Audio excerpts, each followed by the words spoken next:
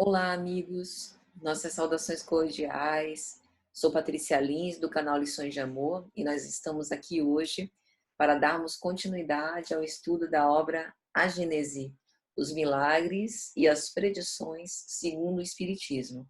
Nós ainda estamos na introdução, né?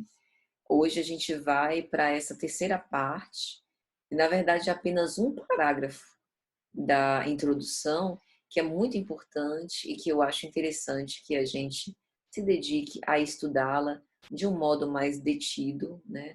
Dada essa importância e reflexão que a gente precisa ter sobre esses ensinos. Então, sejam todos muito bem-vindos mais uma vez, né? Gratidão por nos acompanhar e nos encorajar nesse trabalho excepcional. E hoje vamos dar continuidade a esse nosso estudo. Bom, vamos então à leitura do parágrafo. Esta obra é, como o dissemos, um complemento das aplicações do Espiritismo, de um ponto de vista especial. Os materiais estavam preparados, ou pelo menos elaborados, desde longo tempo, mas o momento de publicá-los não havia ainda chegado. Era preciso, primeiro, que as ideias, que deveriam formar-lhe a base, tivessem alcançado a maturidade, e, por outro lado, ter em conta a oportunidade das circunstâncias. O Espiritismo não tem mistérios, nem teorias secretas. Tudo nele deve ser dito claramente, a fim de que cada um possa julgá-lo com conhecimento de causa. Mas cada coisa deve vir a seu tempo, para vir com segurança. Uma solução dada levianamente, antes da elucidação completa da questão, seria uma causa de retardamento antes que de adiantamento. Daquela que se trata aqui, a importância do assunto nos fez um dever de evitar toda precipitação. Bom, então é importante a gente ponderar algumas coisas, né? A primeira delas é que Kardec preparou-se enquanto pedagogo, né, e grande cientista do mundo espiritual, como a gente percebe, né, durante a codificação, durante mais de 50 anos. E ele dedica os últimos anos da sua vida, de 1855, mais ou menos, até 1869, ano da sua morte, para os trabalhos da codificação, responder cartas, né, escrever os textos relacionados aos livros, né, dessa codificação kardeciana, nosso Pentateuco kardeciano, escrever as revistas espíritas, outras obras, né, que ele também escreveu, as cartas que ele respondeu de pessoas. Então, a obra A Gênese foi, na sua primeira edição, né, foi publicada um ano antes da sua morte, mais ou menos. Então, isso é muito representativo, porque como a gente já falou antes, a obra A Gênese da codificação foi a última, né, obra a ser escrita.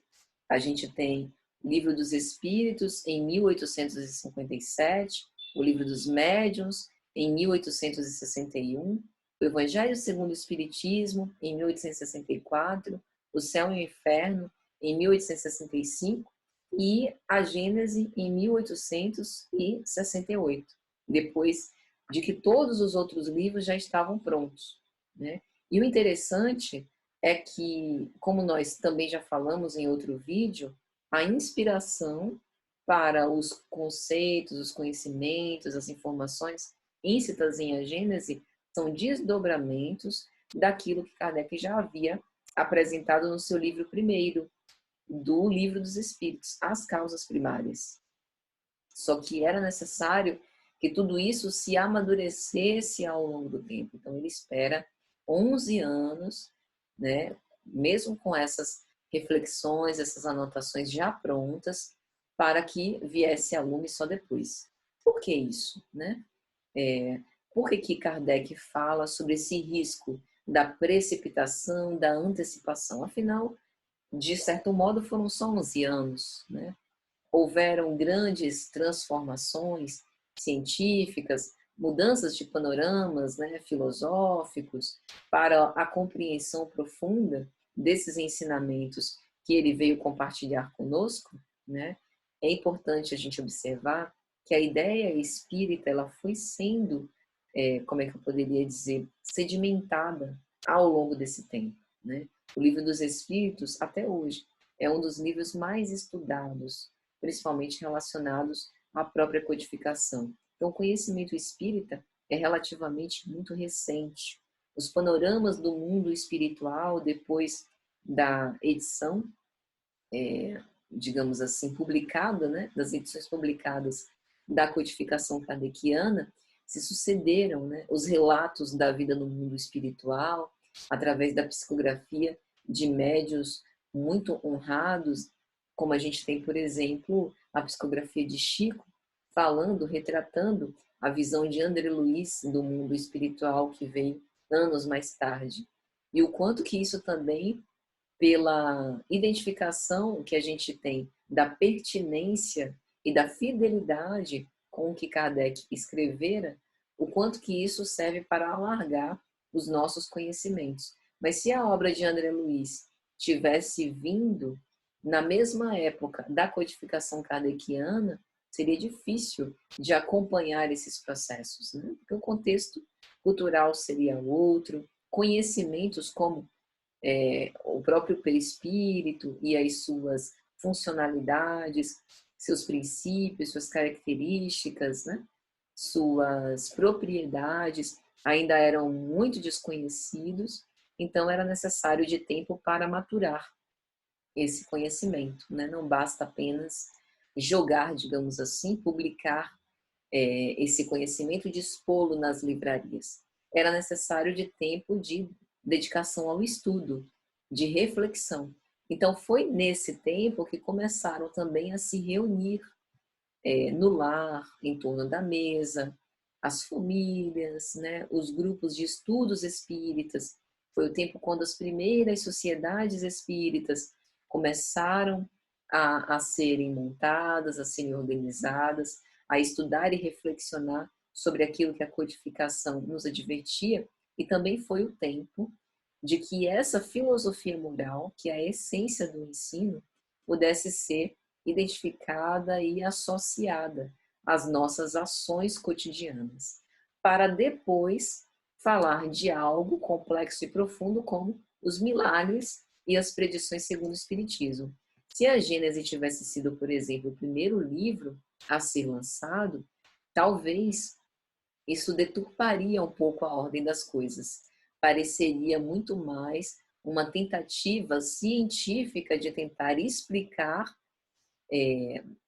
os ditos milagres, né? Essas grandes transformações que a gente vê em o Evangelho e na Bíblia como um todo, as aparições e todos esses fenômenos, sem efetivamente se afeiçoar a uma causa moral. Então, poderia transparecer que o Espiritismo é uma doutrina fria, que busca uma análise pura e simples da explicação do fenômeno pelo fenômeno. Né? Então, o aporte dado pelas outras obras é, sem sombra de dúvida, muito importante no que diz respeito a essa reflexão sobre o real teor, o teor essencial do ensino espírita. E uma outra coisa interessante desse parágrafo que Kardec comenta é justamente que assim ele dá graças ao fato de que a importância do assunto tornou um dever esperar, evitando toda a precipitação, né? Isso é muito importante. A gente vê diversas obras que também ficaram na gaveta por longos anos, que só vieram a ser publicadas mais tarde, né? Escritores honrados também fizeram isso com as suas comunicações, que mais tarde vieram à luz, né? Então é importante a gente reflexionar um pouco sobre essa prudência, a prudência kardeciana, né? Por que que ele faz isso? Por que que ele não lança logo essa informação nova à apreciação do mundo, com o objetivo de compartilhar o conhecimento, né? Por que que ele diz que seria uma violência, seria uma imprevidência lançar esse livro antes do tempo? Por que esperar tanto, né? Observe que assim, embora Kardec fosse um missionário, ele também aprendeu e evoluiu muito com esse processo, sem sombra de dúvida, né? Como não poderia deixar de ser com nenhum ser humano. E também a doutrina nele estava sendo sedimentada. E ele tinha também uma responsabilidade muito grande nessa autoria. Embora a autoria daquilo que ele escreveu sejam dos espíritos, mas ele se colocava como aquele responsável pela organização dos conteúdos, por catalogar aquilo que seria colocado e apresentar da forma mais clara, lúcida, né, possível, para facilitar o entendimento. Depois que conceitos como vida após a morte, a comunicabilidade com os espíritos após a morte, reencarnação, erraticidade, o estado, né, espiritual, o ensaio da sensação nos espíritos, questionamentos como a origem da vida, que poderiam ser pensados por nós como o primeiro, né, as grandes escolas filosóficas que se dedicaram a tentar responder ou pensar sobre essa questão, lançaram como questões mais básicas e primevas para os seus raciocínios, né? Partindo disso, quem sou, de onde vim, para onde vou, né? Qual a causa da existência humana, qual a razão pela qual nós estamos, né? Nós vivemos, que é a vida, qual o sentido existencial, são as perguntas mais basilares, filosóficas. Mas embora a Gênese seja um estudo filosófico, está amparado numa doutrina que se revela por aqueles que viveram nesse mundo material e que agora retornaram para casa, para o mundo espiritual, e renascidos assim, né? Porque para a vida não há contrário, agora retornam para falar sobre essa realidade. Essa era a prioridade. Essa é a prioridade da doutrina espírita, né? Ser uma reportagem lúcida, clara, diamantina sobre a realidade do mundo espiritual. Então, as questões de cunho filosófico profundo sobre noções de tempo, análise dos milagres, propriedade dos fluidos e entender cada uma dessas coisas precisaria vir depois que esse alimento mais básico, digamos assim, pudesse ser assimilado por nós, né? Então, primeiro, essas experiências mais frequentemente aventadas, que vão diretamente ao nosso socorro, quando muitas vezes a gente se questiona, né, como fazer, questões de ordem muito prática. Como fazer quando eu me deparo com um ente querido que faleceu? Se eu orar por ele, ele vai ouvir, ele vai sentir as repercussões das minhas vibrações amorosas? É a isso que Kardec se dedica primeiro, porque são questões de ordem mais prática, para deixar as questões mais existenciais e profundas para o fim, quando de fato esse terreno já estivesse mais sedimentado, já estivesse um pouco mais preparado para receber esse alimento mais consistente. Então, eu penso particularmente que a prudência kardeciana, ela nos deve inspirar como exemplo. Porque hoje em dia, será que a gente tem a prudência kardeciana? Olha os nossos tempos fluidos, né? Como dizia Bauman, a gente pensou, postou, né? Pensou, tá produzindo conteúdo, tá fazendo vídeo, né? E assim, será que a gente está efetivamente atento em como essa mensagem que a gente veicula está chegando do outro lado?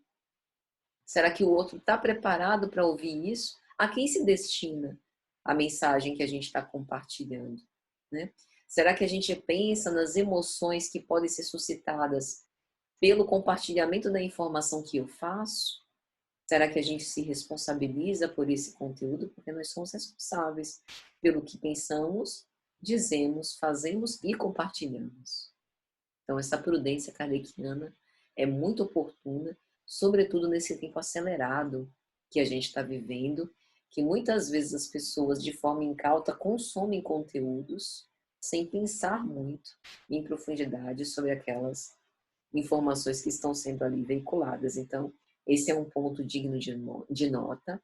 Acompanha o nível de maturidade da nossa capacidade de assimilação e de conhecimento e denota um profundo respeito e amor por todos nós que estamos aqui querendo aprender um pouco mais sobre a nossa amada doutrina espírita.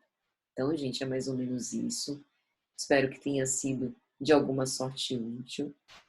Vamos aos poucos, devagar e sempre, com essas doses homeopáticas de agênese. E na semana que vem a gente volta, se Jesus assim permitir. Um grande abraço.